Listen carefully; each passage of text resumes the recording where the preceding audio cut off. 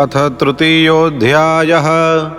श्रीशुक उवाच एवं व्यवसितो बुद्ध्या समाधाय मनोहृदि जजाप परमं जाप्यं प्राग्जन्मन्यनुशिक्षितं।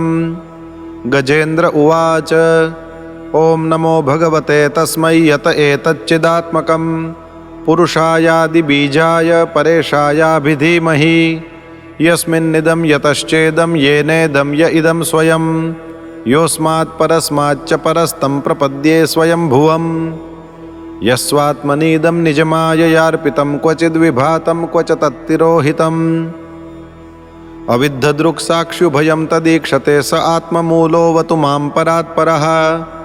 कालेन पञ्चत्वमितेषु कृत्स्नशो लोकेषु पालेषु च सर्वहेतुषु तमस्तदासीद् गहनं गभीरं यस्तस्य पारेऽभिविराजते विभुः।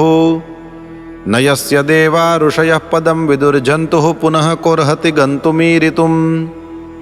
यथा नटस्याकृतिभिर्विचेष्टतो दुरत्ययानुक्रमणः समावतु दिदृक्षवो यस्य पदं सुमङ्गलं विमुक्तसङ्गामुनयः सुसाधवः चरन्त्यलोकव्रतमव्रणं वने भूतात्मभूताः सुहृदः समे गतिः।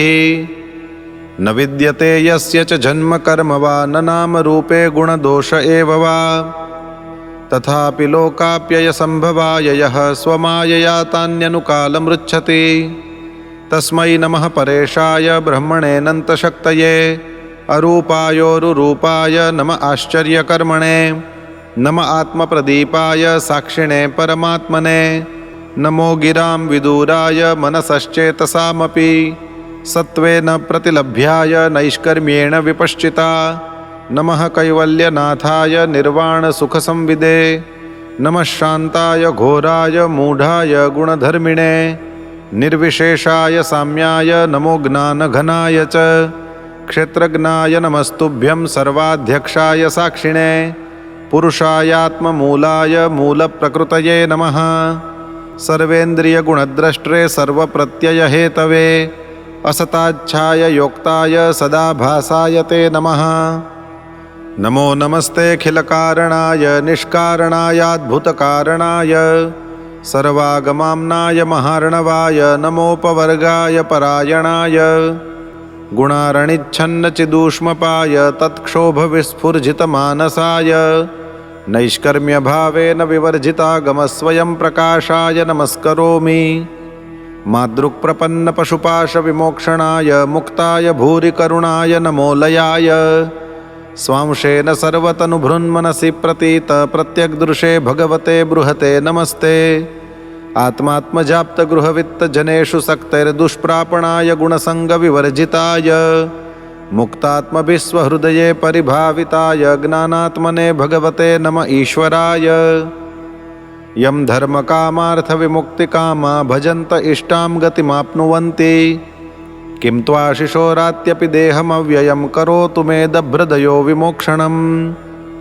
एकान्तिनो यस्य न कञ्चनार्थं वाञ्छन्ति ये वै भगवत्प्रपन्नाः अत्यद्भुतं तच्चरितं सुमङ्गलं गायन्त आनन्दसमुद्रमग्नाः तमक्षरं ब्रह्म परं परेशमव्यक्तमाध्यात्मिकयोगगम्यम् अतीन्द्रियं सूक्ष्ममिवातिदूरमनन्तमाद्यं परिपूर्णमीडे यस्य ब्रह्मादयो देवा वेदा लोकाश्चराचराः नामरूपविभेदेन फल्ग्व्या च कलया कृताः यथार्चिषोऽग्नेः सवितुर्गभस्तयो निर्यान्ति संयान्त्यसकृत्स्वरोचिषः तथा यतोऽयं गुणसम्प्रवाहो बुद्धिर्मनः खानि शरीरसर्गाः स वै न देवासुरमर्त्यतिर्यं न स्त्री न षण्ढो न पुमान् न जन्तुः नायं गुणः कर्म न सन्न चासन्निषेधशेषो जयतादशेषः जिजीविषेनाहमिहामुया किम् अन्तर्बहिश्चावृतये भयोन्या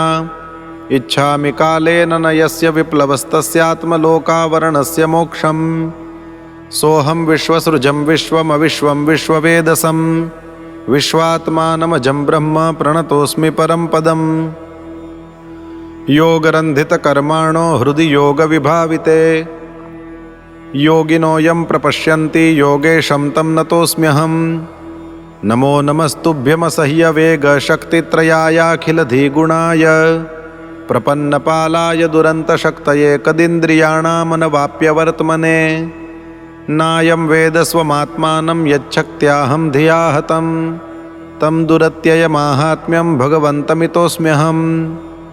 श्रीशुक उवाच एवं गजेन्द्रमुपवर्णितनिर्विशेषं ब्रह्मादयो विविधलिङ्गभिदाभिमानाः नैते यदोपससृपुर्निखिलात्मकत्वात् तत्राखिलामरमयो हरिराविरासीत्। तं तद्वदार्तमुपलभ्य जगन्निवासः स्तोत्रं निशम्य दिविजैः सह संस्तुवद्भिः छन्दोमयेन गरुडेन समुह्यमानश्चक्रायुधोऽभ्यगमदाशु यतो गजेन्द्रः सोऽन्तः सरस्युरुबलेन गृहीत आर्तो दृष्ट्वा गरुत्मतिहरिं ख उपात्तचक्रम् उत्क्षिप्य साम्बुजकरं गिरमाह कृच्छ्रान्नारायणाखिलगुरो भगवन्नमस्ते।